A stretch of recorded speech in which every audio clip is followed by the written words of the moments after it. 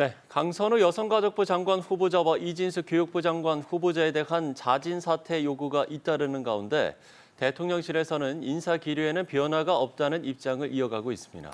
한편 국민의힘에선 윤희숙 혁신위원장이 던진 인적 쇄신안을 두고 당내 파열음이 커지고 있는데요. 이와 관련한 내용 김수민 시사평론가, 윤주진 국민의힘 미디어특위 위원 두 분과 이야기 나눠봅니다. 두 분 어서 오십시오. 네, 안녕하세요. 예. 자, 강선우, 이진숙 두 장관 후보자에 대해서 사퇴 요구가 잇따르고 있는 상황입니다. 임명 여부를 두고 대통령실의 고심도 깊어지고 있는데 일단 지금의 이 여론의 흐름 좀 어떻게 읽고 계신지요?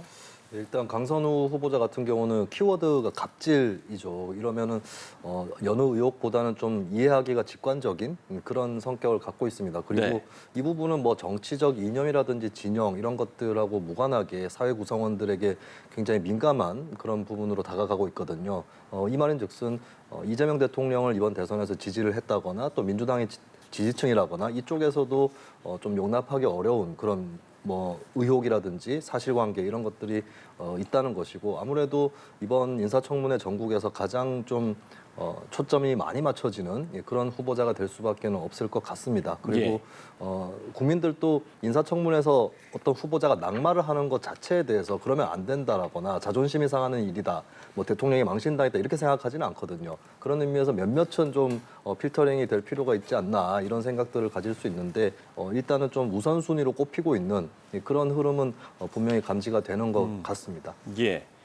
물론 이제 인사청문회는 마쳤습니다만 추가 의혹도 제기가 되고 있고요. 글쎄요, 뭐 여론이 좀 가라앉지 않는 이런 모습이라고 보면 되겠습니까? 어떻게 보세요? 특히 강선우 후보자 같은 경우는 이제 청문회가 마친 다음에도 추가적인 갑질 혹은 뭐 이제 직장 내에서의 어떤 부당한 지시 이러한 것들이 폭로가 이어지고 있고, 특히 눈여겨볼 점은 보수 진영이 아니라 오히려 진보 진영 민주당의 지지층에서부터 강선우 후보자에 대한 비토 여론이 커지고 있다는 겁니다.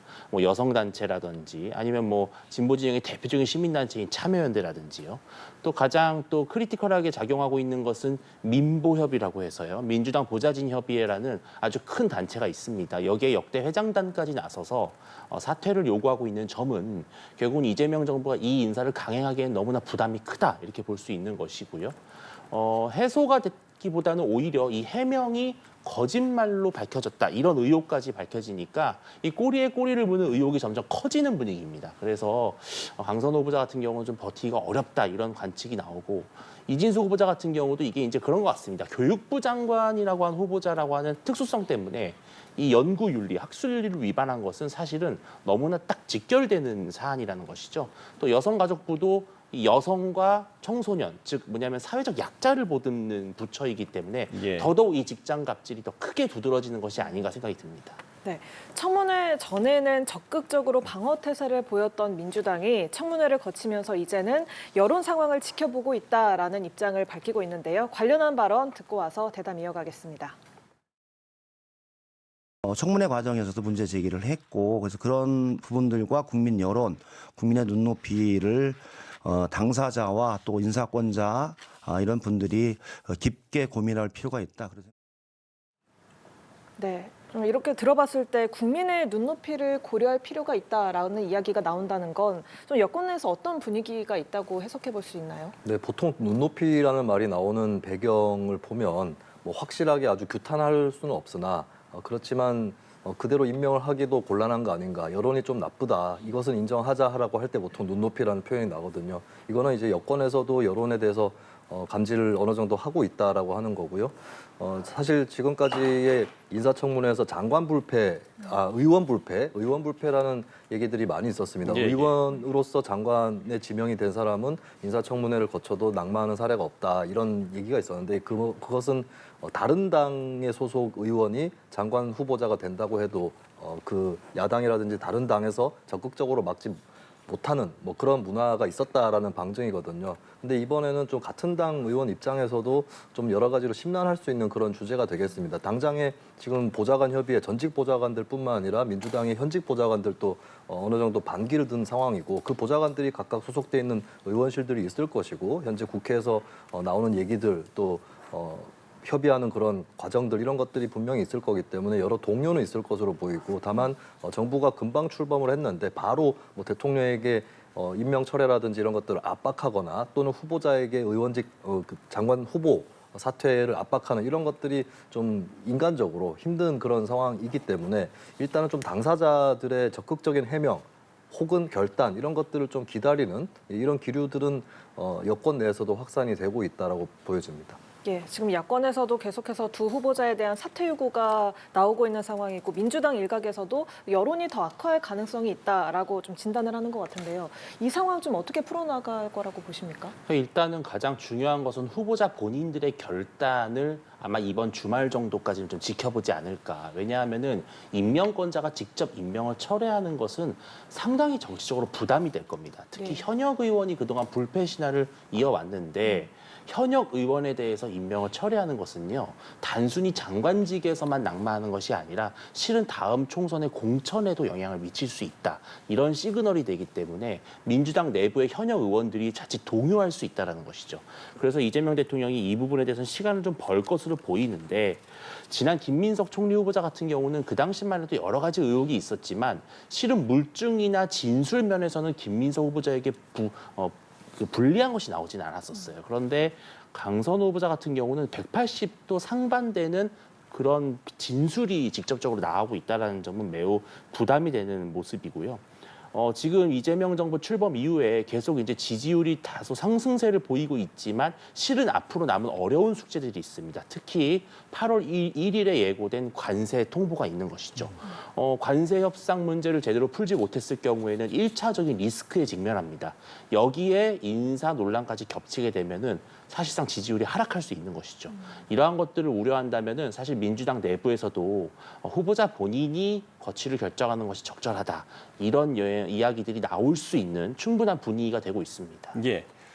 지금 이제 청문회 나흘째인데 청문 경과 보고서 채택은 한 건이고 지금 이제 국민의힘에서는 이 아예 청문 보고서 채택을 보류하고 있는 상황이잖아요. 여당에서는 지금 국정 발목 잡기다 이렇게 비판을 하고 있고 이 부분은 그러면 어떻게 좀 보세요? 아마 총리 후보자 같은 경우만 하더라도 이제 막 정부가 출범했기 때문에 초대 총리의 임명까지 보이콧한다는 것에 대한 정치적 부담이 국민의힘에 있었을 수 있습니다. 네. 그런데 지금 분위기는 좀 많이 달라진 것 같아요. 왜냐하면은 국민들이 보시기에도 강선호 후보자, 이진숙 후보자, 이런 분들까지 임명을 강행해? 이것은 너무 오만한 것이 아닌가라고 하는 그런 우려 섞인 시각이 나온다면 사실은 지금 국민의힘이 뭐 지금 전략적으로는 여러 명들에 대해서 청문 보고서를 채택할 수 없다라고 이야기하고 있지만 실질적으로 모든 후보자들이 낙마하길 바란다기보다는 정말 문제가 되는 후보자에 대해서는 결단을 내려달라. 이런 정치적 요구를 하는 것이거든요. 그리고 이 요구는 국민들이 보기에는 그렇게 부당하거나 부담스럽지 않다고 볼 수 있을 것입니다. 예, 예. 그렇다면 저는 지금 국민의힘에서 최소한의 조치는 취해달라라고 하는 정무적인 판단에 대해서는 국민들도 공감할 것이다. 저는 이렇게 보고 있습니다. 예. 지금 이제 보고서 채택과 그리고 특정 후보자의 낙마는 거래 대상이 될 수 없다. 국정 발목 잡기를 지금 야당에서 하고 있다. 이게 이제 민주당의 입장인 거잖아요. 네. 지금 이 부분은 좀 어떻게 보고 계세요? 일단 어떤 후보자들이 부적격이라 생각이 되더라도 이거를 선별을 하고 그리고 어느 정도 이 후보자는 괜찮다라고 생각이 되면 합의하에 청문 보고서를 얼른 채택하는 것이 맞습니다. 현재 국회 장관 임명 동의권이 있는 것도 아니고 인사청문 보고서도 사실 의석수가 딸리는 정당에서 반대한다고 한들 그냥 채택이 될 수 있는 거거든요. 그 점에서는 국민의힘이 이걸 일괄적으로 보류시키는 전략은 상당히 잘못된 전략이다라고 지적을 할 수밖에 없고 그렇게 전략을 취할수록 국민들은 아니 몇몇 후보자가 문제가 있는 건 맞지만 이걸 빌미로 해서 다른 후보자들까지 틀어막는 것이 맞느냐 또 국정의 발목을 잡는다 이 비난은 나올 수밖에 없거든요. 그리고 국민의힘 또 직시를 해야 될 것이 몇몇 후보자들의 문제는 사실 언론에서 굉장히 많이 활약을 해서 터트린 것이고 또 학계라든지 진보적인 시민단체의 입장을 국민들이 더 주시하고 있어요. 오히려 국민의힘에서 얘기하는 것을 국민들은 그렇게 귀담아 듣지 않는 그런 상황입니다. 이번에 만약에 몇 명의 후보자가 낙마를 한다고 해도 이게 국민의힘이 검증을 잘하고 폭로를 잘해서 된 거다. 이렇게 인정하실 국민들이 별로 없을 것이다. 그렇다면 국민의힘이 지금 특히나 정부 초기에 취해야 될 것은 일괄적인 이런 보류 전략이 아니라 이 정도 후보자들은 괜찮다라고 선별해서 그들은 빨리 채택을 하고 좀 대상을 좁혀가지고 선별하는 것이 훨씬 나은 전략일 텐데 국민의힘의 좀 회심 이런 것들을 지켜보겠습니다. 네, 청문회 이야기 좀 나눠봤고요. 이번엔 개헌 이야기도 해보겠습니다. 제헌절을 맞아서 이재명 대통령이 계절이 바뀌면 옷을 갈아입듯이 우리 헌법도 달라진 현실에 맞게 새로 정비하고 다듬어야 한다라는 글을 SNS에 올렸습니다. 그러면서 이 개헌 논의 과정에 국민의 뜻이 충실히 반영되도록 노력하겠다라고 했는데요. 물론 아직 개헌 추진 시기 정확하게 구체화된 거는 없습니다만 이렇게 대통령이 글을 올림으로 인해서 좀 더 논의가 활발해질 거다라고 봐야 되는 겁니까?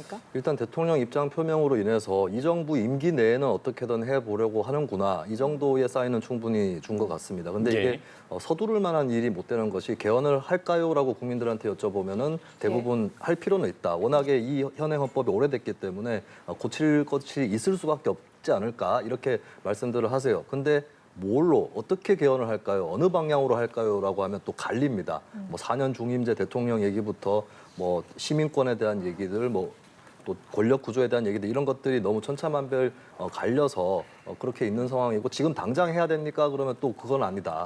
이런 뭐 시기상조라거나 너무 빨리 하면 안 된다라는 여론도 있는 거거든요. 아직까지 유감스러운 것은 이제 개헌 논의 자체가 그동안 잘 안 돼 왔던 거. 그 정권 초는 초대로 어떤 국정 드라이브 때문에 개헌이 뒤로 밀리고 중반에 가면은 지금 뭐 경제가 나쁘니까 개헌은 블랙홀이다 해서 또 밀렸다가 후반기에 대통령이 왕왕 개헌 제안을 했는데 그때는 이미 국정 동력이 떨어져가지고 개헌 논의가 안 되는 이런 것들을 우리가 다 거쳐왔거든요. 그러면 이제부터는 좀 그런 패턴들을 잘 읽어내서 어떤 로드맵을 짤 거냐 여기에 대해서는 이제 여당 야당 대통령 국회가 다 좀 로드맵에 대해서는 얘기를 할 차례가 아닌가. 그래서 오늘은 일단은 기승전결해서 대통령이 운을 뗀 것이고 네. 이제 로드맵을 제시할 때가 됐고 국민들 의견을 뭐 공론화 절차라든가 이런 것들을 어떻게 할 거냐 여기에 대해서는 좀 본격적인 논의가 필요하지 않을까 싶습니다. 네, 이렇게 대통령이 취임 후 처음으로 개헌을 언급을 했고 이외에 우원식 국회의장도 개헌 띄우기에 나선 상황인데 말씀하신 거 들어보면 서두르기보다는 아직 개헌에 대한 논의가 좀 꽤 필요한 사안인 것 같아요. 그렇죠. 그러니까 개헌 자체가 목적이 아니고요. 개헌은 수단이고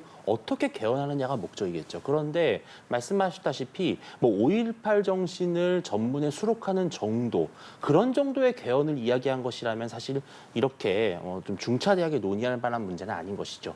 예를 들어서 권력구조 개편이라든지 이런 정말 대한민국의 통치 체제 전반에 대한 영향을 미치고 국민의 참정권에 영향을 미치는 부분이라면 실은 이것은 여야별로 너무나 시각이 엇갈려 있습니다. 그렇다면 이거는 산 넘어 산이라고 하는 그런 인식을 지울 수가 없고 헌법 자체가 개정 절차가 매우 복잡합니다. 그러니까 예. 까다롭다는 것이죠. 국회의 3분의 2 이상의 동의를 얻어야 되고 국민 투표를 거쳐야 됩니다.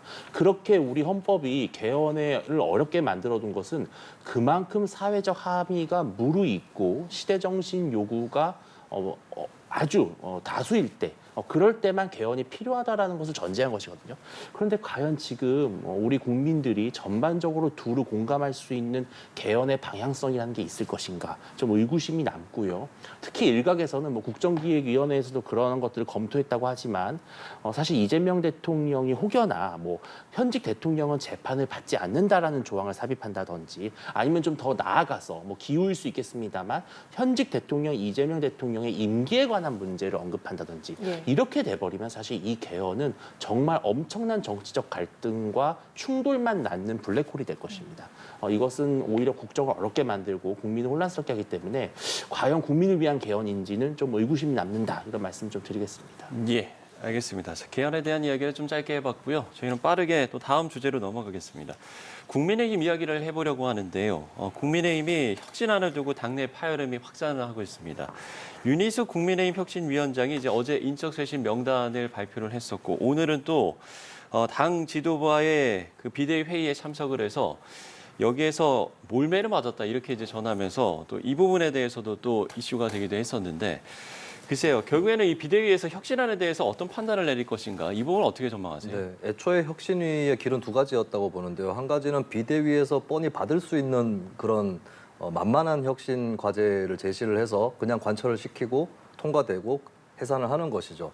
근데 두 번째는 사실 전당대회가 국민의힘이 그렇게 많이 남아있다고 보기는 어렵거든요. 이 상태에서 혁신위가 굉장히 크게 드라이브를 걸 시간이 별로 없는 그런 상태고 비대위에서 혁신위에 정권을 주거나 한 것은 아니었거든요. 그 점 때문에 안철수 의원이 위원장이 되자마자 사퇴를 했는데 그걸 뒤를 이어서 이제 윤희숙 위원장 같은 경우는 근데 안철수 의원하고 노선은 좀 비슷한 것 같아요. 당의 혁신 방향이라든지 친윤과의 결별이라든지 이런 것들은 비슷한데 계속해서 붙어서 싸우는 길을 택했다라고 볼 수가 있겠고 이미 혁신위하고 비대위는 어떤 안을 주고받고 타협을 하고 협상을 하거나 뭐 설득을 하기보다는 거의 뭐 대척점에서 그 당내의 그 주류 비주류의 대척점에 서서 싸우는 이 방안으로 일단 가는 것 같습니다. 그래서 아마 비대위에서 강제로 혁신위를 해산시키지 않는 한은 윤희숙 위원장이 계속 이런 길을 갈 것으로 보이고 이것은 당내 기구에서 어떤 작업을 벌이는 것이 아니라 사실상의 당내 투쟁이다라고 봐야 될 것 같고 전당대회의 인물 대 인물의 전초전은 아니지만 의제 대 의제라든지 이런 노선 대 노선의 전초전의 성격을 갖고 있다. 이런 점에서 뭐 비대위가 혁신위의 안을 받아들이거나 하는 그런 시나리오는 이제는 상상하기 상당히 어렵게 됐다고 봅니다. 예. 심의 의견에 공감하시는지요? 혁신이라고 하는 것은 결국은 성공 가능성이 매우 중요한 것이죠. 아무리 좋은 혁신이라고 하는 것도 결과가 좋지 않다면은 그것은 안 하는 이만 못하다 이런 평가를 받을 것이고 또 한 가지 중요한 거는 저는 타이밍이라고 생각을 합니다. 그런데 지금 안타깝게도 국민의힘은 현재로서는 어떤 세대 교체 이러한 것들을 이뤄낼 수 있는 적절한 선거를 앞두고 있지 않아요. 그러니까 앞으로 총선도 3년 정도가 남아있는 이 상황에서 특정 인물들을 거론해서 거취를 표명해달라. 이렇게 되면 실은 그것을 당사자들이 받아들일 가능성도 높지 않고 네네. 다른 현역 의원들이 실은 같은 동료 의원을 뭐 출당시키고 제명한다는 것은 실은 우리나라 정당 문화에서는 좀뭐 과거의 박근혜 전 대통령 탄핵 당시의 분당과 같은 그 정도 수준이 아니고서는 기대하기 어려운 시나리오거든요. 저는 윤희숙 위원장이 지금 이렇게 이번 혁신안을 던진 것, 특히 이것은 또 혁신위원회 내부의 어떤 민주적 의사 절차를 통해서 도출됐다기보다도 윤 위원장 본인의 어떻게 보면 독자적인 개인 플레이에 가까운 것인데 옳고 그름을 떠나서 저는 윤 위원장이 결국은 혁신위원장직을 던진 것이나 다름없다. 그러니까 배수진을 친 것이고 근데 사실 이걸 비대위가 받아들이는 순간 당은 뭐 혁신을 떠나서 거의 분당 수준으로 갈 수밖에 없는 그런 파국에 이르게 됩니다. 이것을 지금 현재 106명, 107명 현역 의원들이 원치는 않을 거라고 저는 봐요. 그리고 지금 현재 이재명 정부와 대립각을 세우고 있는 이 전선이 무너지면 안 된다라는 또 다른 의견도 있는 것이고 저는 그래서 조금 어렵게 진행되지 않을까 관측하고 있습니다. 네, 이렇게 혁신안이 나오고 있는 와중에 한국사 강사 전한길 씨가 국민의힘에 한 달 전에 입당한 사실이 알려지면서 당 내부에서 반발하는 목소리가 나오고 있는데요. 당 지도부에서는 뭐 이미 입당을 한 이상 뾰족한 수가 없다라고 이야기를 하고 있는데 일각에서 계속 지속적인 반발이 나올 경우에 당 차원의 행동에 나설 가능성도 있을까요? 글쎄요. 근데 어떤 특정 당원이 뭐 다소 좀 과격한 의견을 갖고 있다라는 이유만으로 찾아내서 징계를 하고 출당을 시켜야 된다면 사실 이것이 전한길 씨 한 명으로 그칠 문제가 아니겠죠. 전 당원을 전부 다 그럼 조사해야 된다는 그런 비판에 시달릴 수밖에 없습니다. 저는 당원 가입이라고 하는 건 누구에게나 주어지는 정치적 자유입니다.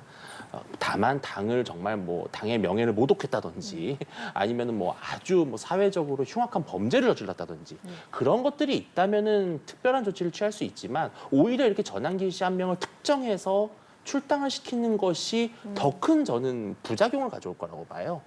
오히려 당원은 그대로 받되 이 문제를 갖고 국민의힘이 내부적으로 건강한 토론을 함으로써 이것이 더욱더 확산하지 않도록 불길을 막는 것이 현명한 판단이지 이 사람은 안 돼, 이 사람은 잘라내. 저는 이러한 방식으로 접근하면 오히려 상처만 더 커질 수 있다고 생각을 합니다. 한동훈 전 대표가 윤핵인의 아이콘이다라고 비판을 했고 또 당 일각에서도 혁신에 역행한다 하면서 반발을 하고 있는 상황인데 좀 말씀하신 것처럼 한 개인을 이렇게 하는 건 당 차원 행동에 나서는 건 옳지 않다라는 말씀에 대해서 좀 어떻게 생각하시는지요? 예를 들어 당원을 당에서 제명시킨다라고 했을 때 이거는 형사처벌도 아니고 어떤 그 공직에서나 직장에서 징계하는 성격을 갖는 것도 아닙니다. 그냥 당원이라고 하는 그것만 말소가 되는 거거든요. 근데 왜 그런 걸 잘 못하느냐? 예를 들어, 그러니까 그 전한길 씨 같은 경우는 두 가지입니다. 하는 주장이 계몽령, 내란 사태를 계몽령이라고 했고 두 번째는 부정선거음모론이죠. 예. 이 정도 생각을 가진 사람을 제명을 못합니까? 뭐 처벌하자는 게 아니잖아요. 그걸 제명 못하겠다는 정당은 그럼 정체성을 같이 한다는 정당에 불과한 건데 이거야말로 이제 국민의힘이 뭐 표준적인 의미에서의 보수 정당이 맞는가? 보수라는 것도 결국에 민주주의라는 기반 위에서 같이 서 있는 것인데 그것을 스스로 부정하고 있는 것에 불과하다라는 점이고 참 이게 예전에도 5.18 망언 관련해가지고 국민의힘에서 적극적으로 해당 인사들에 대해서 조치를 취하지 못했죠.